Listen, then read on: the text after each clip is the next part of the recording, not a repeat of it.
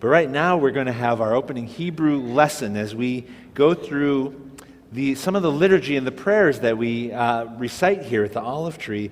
And we are learning just to recognize, to get a flavor for some of the Hebrew, that it's not just something that we hear and we say, but that we see and we meditate on God's Word. And as we go through the Shema, the opening words of the Shema come from Deuteronomy chapter 6, and yet the second line of the Shema, Baruch Shem Kavod, in fact, I think there it is, Baruch Shem Kavod Malchuto Leolam Va'ed.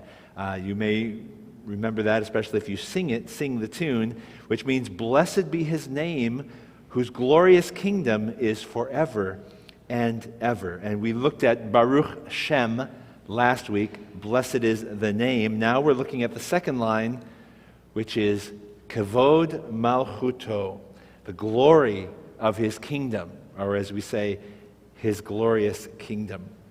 Okay, so the first word in this part of the phrase is kavod. Can you say kavod?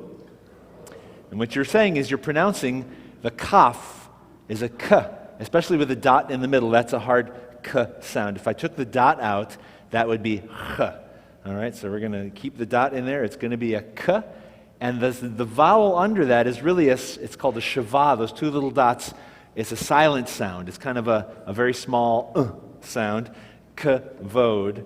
And next to the kaf is the bet. In fact, you might confuse those two letters if you don't look carefully enough. They're shaped very similarly. What's the difference? Well, you notice at the bottom, the bet has a little bit of an extra length of the line at the base of that. You see that? So be careful when you're reading Hebrew. Just a little bit makes a big difference. And that's a bet, or without the dot, it's a vet. Okay, v, kav. And then here we have a vav with a dot on top, which is a cholam. That's the O sound. We've talked about this before. Followed by the dalet, which is a D sound, kavod. And the word kavod means glory. Kavod with the ah sound is glory. The shava, which shortens it, kavod, is a conjunction. All right, so it's joined to another word, and so it's glory of something. Glory of what? Well, that's the next word.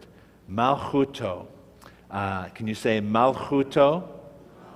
Can you read it from here? That's the mem with the the patach vowel. Ma, lamed is the L sound. Again, the silent shava makes this the first syllable. Malchu. This is the kaf again without the dot. The vav with the dot in the middle is the u sound. Chu, mal, chu, and the tav is the letter T followed by the vav again here. You get the other version of the vav with a dot on top, which is O. That means his. Malchuto, his kingdom. This is based on the word malach. You've heard the word melech, which means king. Malach is the verb to reign or to rule. And so as you look at the word that we get from that, it's malchut. It's a noun. It means a reign or a dominion. We translate that kingdom, but it's not just a kingdom in the sense of a boundary, a space, or a place, but a reign and a rule of the one who is reigning and ruling. And you'll notice I put just at the bottom, we add the dot, the vav with the dot on top. That means his. It belongs to him, his kingdom. And so, kavod malchuto. See if you can read the Hebrew. Kavod malchuto. His glorious kingdom.